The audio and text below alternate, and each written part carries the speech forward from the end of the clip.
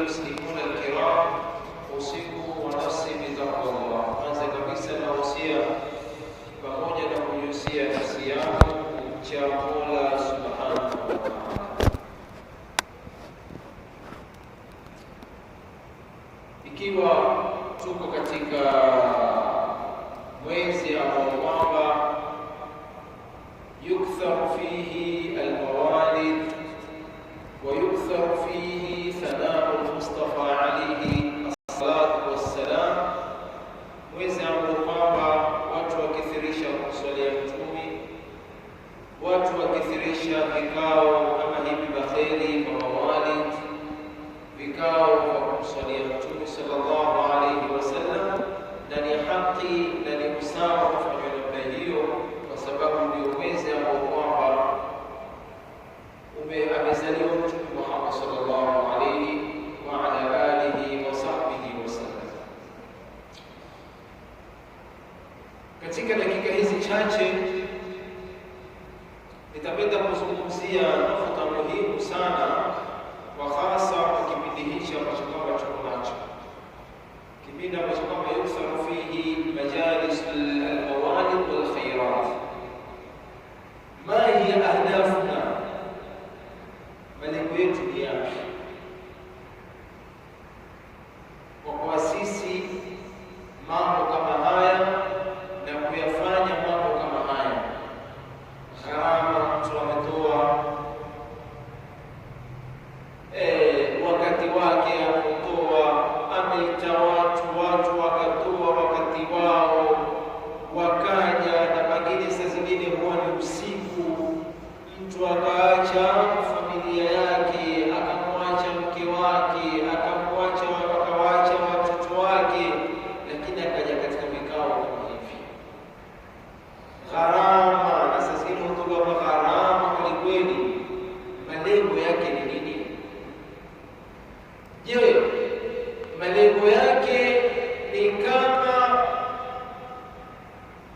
mfano wa mambo mengine kwamba watu wafanya na mimi nimefanya, watu hufanya bana na mimi nimefanya? Au lengo lake ni kwamba haya mambo yameasisiwa na mzee wangu, sasa sitaki kuyawacha sababu yameasisiwa na mzee wangu, kwa maana sitaki kuyawacha? Au sababu ni kwamba watakathana na sifa, kwamba jambo limekuwa kubwa, jambo limefana, au wataka malengo mengine ambayo kama ni mazuri? Mathalan, nitakuja kuelezea malengo ni yapi yafikia kama hivi.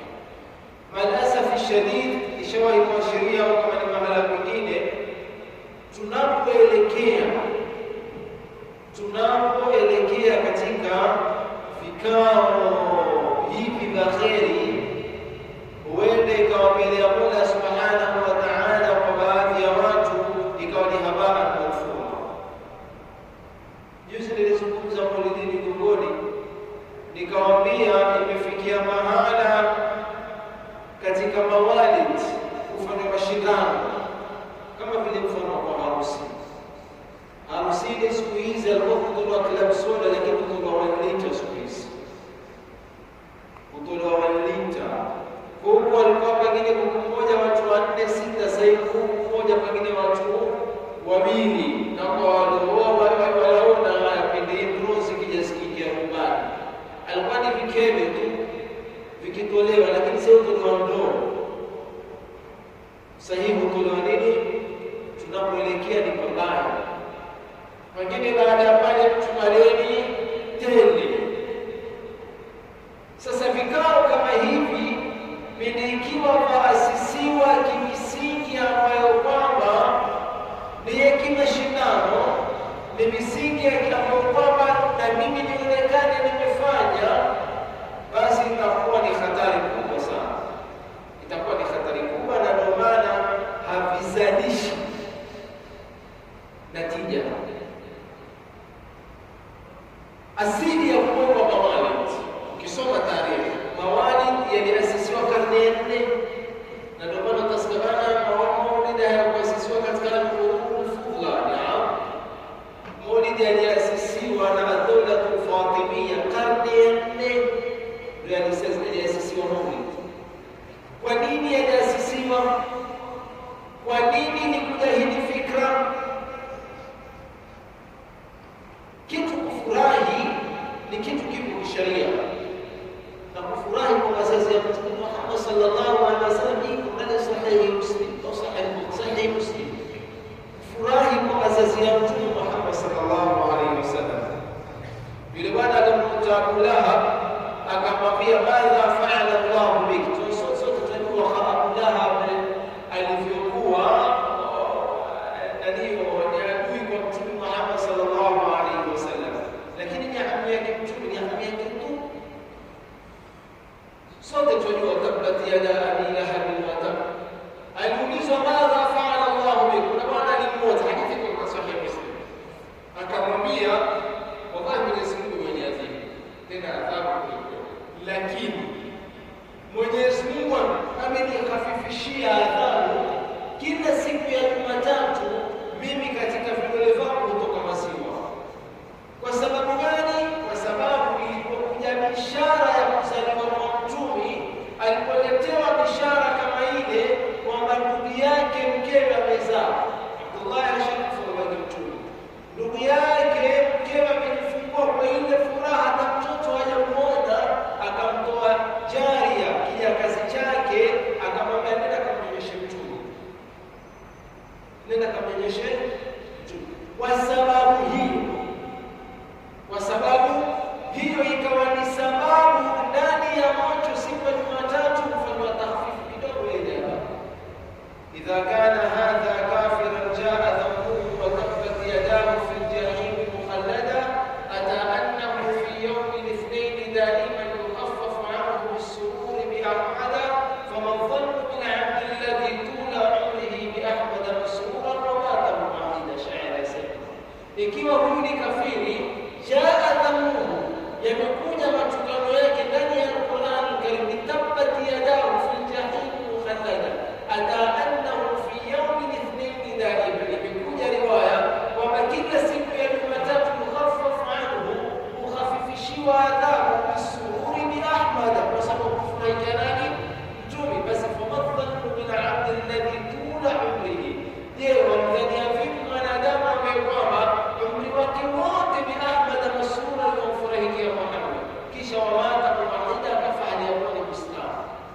Wamdhania vipi mtu kama huyo?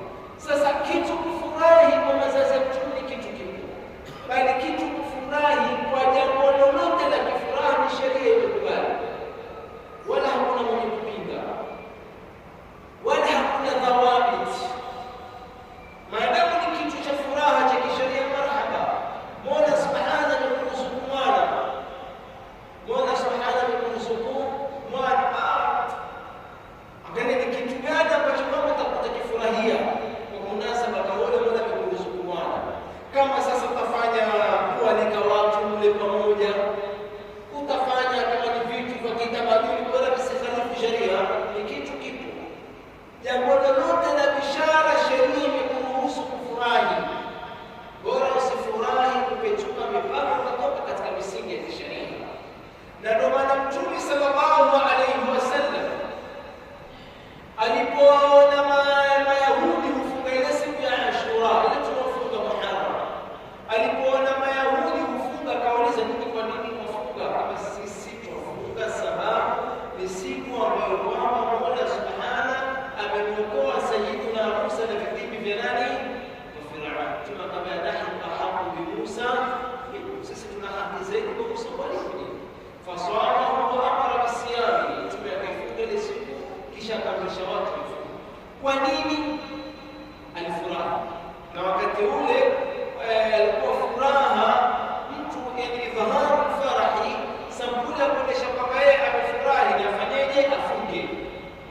Na ndio maana Mtume ukaona akifunga Jumatatu na Alhamisi, akifunga Jumatatu kwa nasi ya hadithi, kwa sababu aliulizwa kwa nini afunga Jumatatu, dhalika al-yawm alladhi wulidtu fihi, si kwamba kama nimezaliwa. Kwa hiyo nafunga ni kufurahi. Ile kufunga ni kwa sababu ya nini?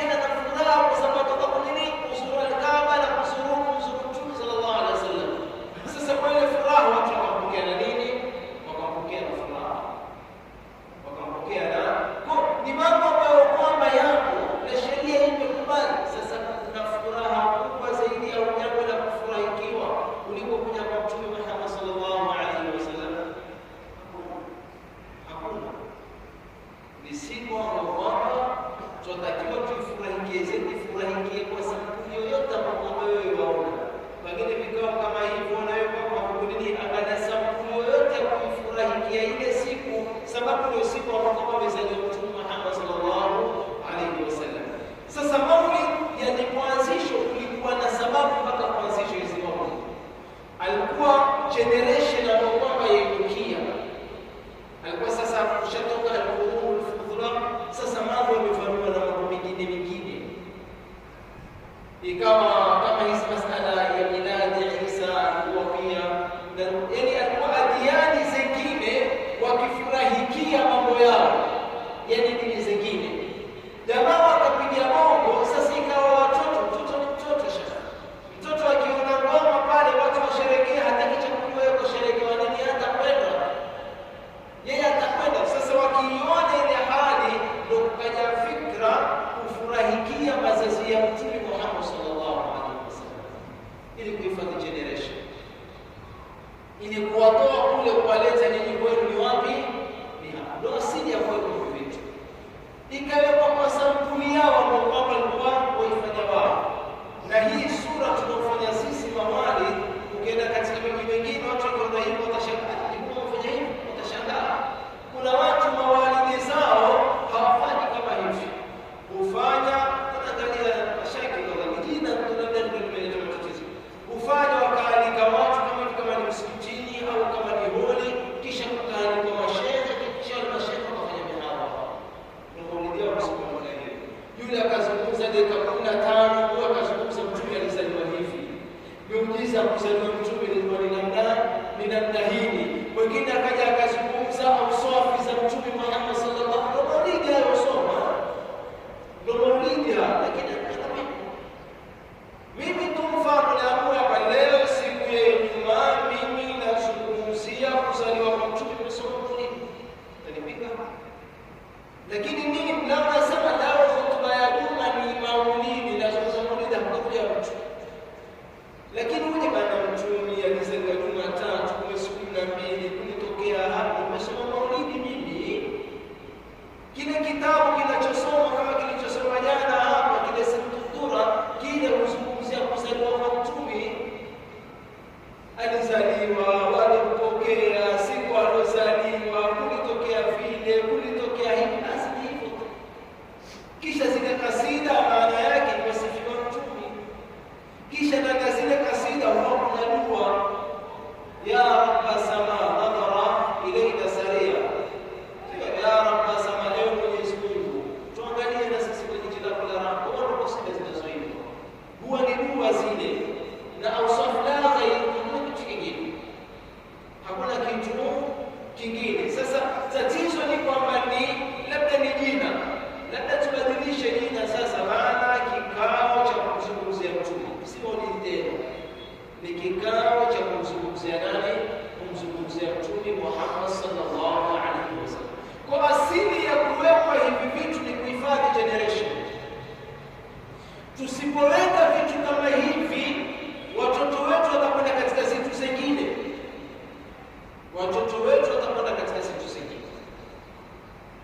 Tusipoweka vitu kama hivi, watoto kuinukia na kasida za thanaa za Mtume, watainuka na nyimbo za wasifu watu wengine. Ndio asili ya kuwekwa vitu kama ndio ikaja tatawur. Sasa tatawur ni kitu yani ndio inaitwa development, kuinuka. Sasa amemesia ikawa sasa wakati huu yakifanywa hivi, baada ya miaka kadhaa ikaja kufanywa ya ule, kufanywa vile, kuja kwa namna hiyo. Sasa baada ya kukua kukaingiliwa na kitu kinachoitwa thakafa na hawara, utamaduni wa watu utafahamiwa na kitu kama kile. Ikawa sisi hii sura tunofanya watari, hii ni tamaduni, hii ni tamaduni. Fatana tena kutoka hii ni sampuli ya tamaduni tunafanya, yani baada ile asili kisha ikafanywa na nini, ikaingiliwa na tamaduni za watu, wala si makosa. Bora tamaduni isivunje mipaka wala isivunje sheria. Kwa maashara muslimin, vitu kama hivi malengo yake ni nini? Kuna baadhi ya majumba kila Alhamisi huweka maulidi ndani ya nyumba. Malengo yake ni nini? Mahi ahdafuna, biqiraati hadhihi almawalid. Malengo yetu ni nini? Moja katika malengo kwanza ni alfarah, ni kufurahi, istibshari bi maulidihi sallallahu alayhi wasallam, tufurahi kwamba Mtume amezaliwa. Hili liko wazi.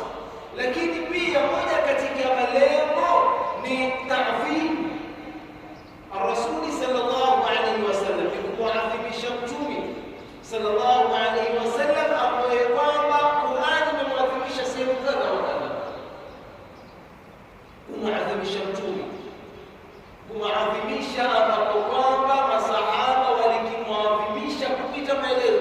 Sisi hatujafikia hata ushiriki ishara walipokuwa wakimwadhimisha Mtume. Mlango wa Mtume, watu walikuwa wakienda kuisha nyumbani kwa Mtume, kuisha na kucha bila adhafir. Hadithi katika sahihi Tirmidhi, kuisha na adhafir, kucha. Kwa sababu gani? Kufanya adabu na nyumba ya Mtume sallallahu alaihi wasallam, kufanya adabu na nyumba ya Mtume sallallahu alaihi wa ala alihi wasallam. Mtume hakuambia manini mtu akija kwangu abishe na kucha. Tunajaambia namna hiyo. Taadhimu yetu sisi kwa Mtume iko namna hii. Tuona Sayyidina Umar asema, mimi nahofia ni uketi na Mtume, nahofia hata kuzungumza kitu sije kikamkudhi mtu. Yani watu wako, Mtume hajawekea hivi vitu, hajawekea hivi vitu kwa sababu, lakini ni wao wenyewe taadhimu yao kwa Mtume sallallahu alaihi wasallam. Na laalla manishazungumzia haya maudhui, lakini pengine kama haijajia fikra nyingine, lakini pengine juma litakapokuja tutazungumzia taadhimu ya Mtume sallallahu alaihi wasallam, jinsi gani walivyokuwa wakimwadhimisha Mtume, ili na sisi tupate sura. Mtume hayuko na sisi, lakini sisi tuamini wa'lamu anna fikum rasulullah. Haya kwa nimetanguliza kusoma wa'lamu anna fikum rasulullah, haimaanishi kwamba Mtume hatuko naye sasa hivi basi hata adhimi hakuna tena. Adhimi kwa vile vile, kwa sababu Mola subhanahu wa ta'ala wa'lamu anna fikum rasulullah, dini wa Islamu munaye Mtume ndani yenu. Kila ambacho kwamba wakifanya Mtume wakijua, kila ambacho kwamba wakifanya Mtume wakiona. Na ndio maana ile ukimswalia Mtume ndani ya sala usema assalamu alayka. Nini maana assalamu alayka? Amani iwe juu yako, isiwe assalamu alayhi, kwa sababu kimwambia mtu assalamu alayka ni kwamba mtu uko naye, lakini assalamu alayhi ni kwamba mtu uko kwingine, uko kote. Lakini assalamu alayka kwa sababu sisi tuamini wa'lamu anna fikum rasulullah. Kwa malengo ya vikao kama hivi ni nini? Da'wa ni moja kati ya malengo, kama ni sampuli ya da'wa, watu wafahamu Mtume sallallahu alayhi wa ala alihi wa sahbihi wasallam. Lakini katika malengo makubwa ni kuhifadhi generation ambao kwamba yaelekea. Sababu ya mawalid huwafanya watoto wakamjua Mtume sallallahu alaihi wasallam. Kuna kitu nafikiri nikiashiria juma lililopita au kabla ya juma lililopita, kuna kitu anaitwa ad-da'wa al-dhahiriyya au ad-da'wa al-madhhariyya, da'wa ya kimadhhar. Nini maana ya da'wa ya kimadhhar? Mtu apite kuna bendera, pengine jana kulikuwa na mataa na nini, mtu apite saa 10, walisoma siku hizo, mtu apite saa 10, 11, wewe tu watoka zako Kisauni mlio hujui kitu maulidi nini. Ukipita hapa kitu cha kwanza utakachokuuliza nini? Kuna nini hapa? Jibu utakalojua utaamua nini hapa kuna nini? Wewe hujui maulidi nini. Maulidi nini? Maulidi nini? Tambua maulidi ni siku ambayo kwamba watu hujumuika kufurahikia Mtume. Kuelezea utataka kujua Mtume, wewe ndio Mtume. Hata usimzana mtu ambaye kwamba yale ni kitu kigeni, hajui chochote. Mtume gani? Mtume Muhammad ni nani? Hapo ndo maana mko kufunga mtu. Moja ni sababu ya kuongeza mtu katika Uislamu. Hii Mtume Muhammad ni hivi. Kama sura tumemwelezea Mtume Muhammad Uislamu kwa nadharia ya Jaafar al-Tayyar na nadharia ya Abi Sufyan. Kama tulimwelezea katika maneno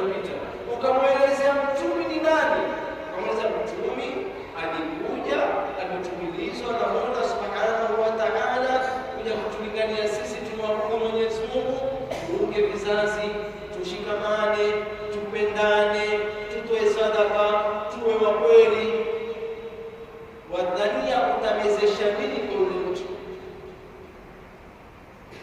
Na ndio maana alikuwa bila hizi vitu mapambo kusomeka hii si maulidi hizi bendera, lakini hii ni kufanya ad-da'wa al-madhhariyya, da'wa ya kimadhhab, ili asojua apate kupita ajue kuna kitu gani.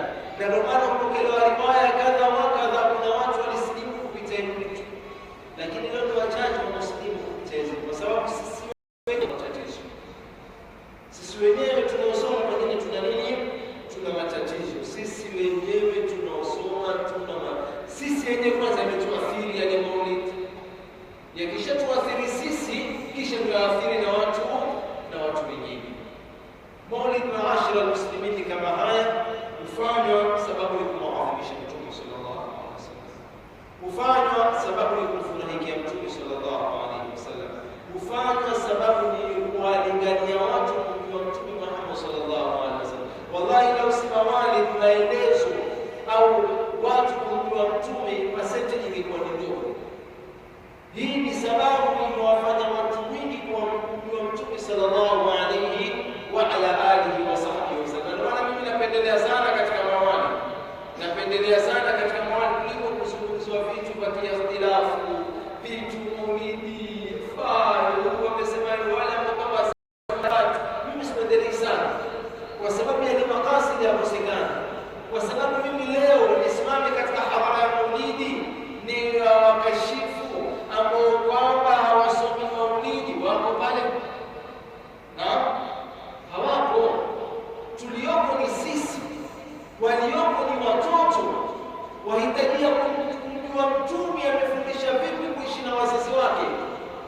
Juzi niko katika maulidi Malindi, nilifurahishwa sana na mama mmoja katika mashaikh wa kule, aliona watoto ni mingi wanaoulidi ya sabuni ya nyumbani, watoto ni mingi, akaona hapa hakuna mvuvi mazuri kama kualika watoto, akamzungumzia Mtume alipozungumza kusubiri walidei, akaambia sisi kama watumwa wakataa, kama watumwa wakikataa basi ampendi mtu, yani kama wapiga watu wale watoto. Sasa watoto watafuta message fulani kwamba huyo Mtume amekuja atuambia sisi tufanyeje, tuwatii wazazi, tuwe na wema kwa wazazi wawili wa hakadha.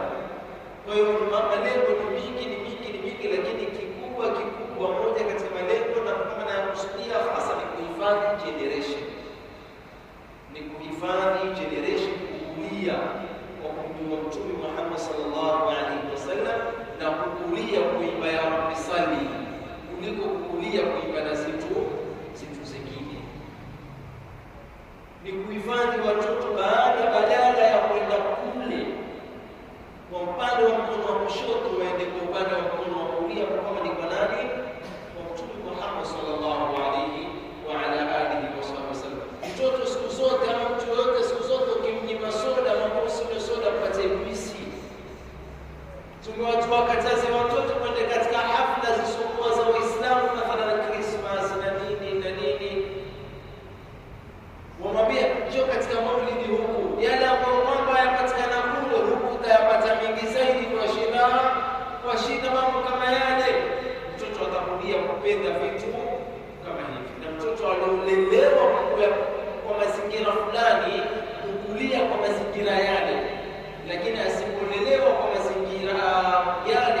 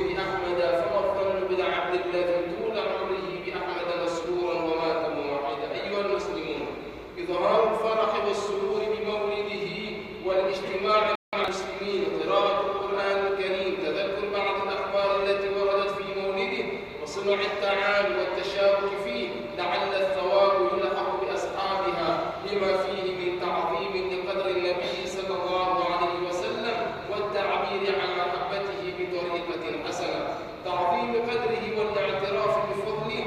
لقد بعث الله تعالى لنا نبيا عظيما عرف بمكارم الأخلاق، فكان الأرحم والأعلم والأحسن والأكمل وأجمل الخلق تعاملا وأكثرهم رأفا وأصدقهم قولا وأعظم الناس فعلا وعملا. جعلني الله وإياكم من أتباع النبي صلى الله عليه وسلم قولا وفعلا وعملا. والله تبارك وتعالى يقول بقوله يهتدي المهتدون وإذا قرئ القرآن فاستمعوا له وأنصتوا لعلكم ترحمون. وقال عز من قائل عليم فإذا قرأت القرآن فاستعذ بالله من الشيطان الرجيم. أعوذ بالله من الشيطان الرجيم. بسم الله الرحمن الرحيم. والعصر إن الإنسان لفي خسر إلا الذين آمنوا وعملوا الصالحات وتواصوا بالحق وتواصوا بالصبر. بارك الله لي ولكم بالقرآن العظيم ونفعني وإياكم بما فيه من الآيات والذكر الحكيم. أقول قولي هذا واستغفر الله العظيم لي ولكم فاستغفروه إنه هو الغفور الرحيم وهو البر الكريم.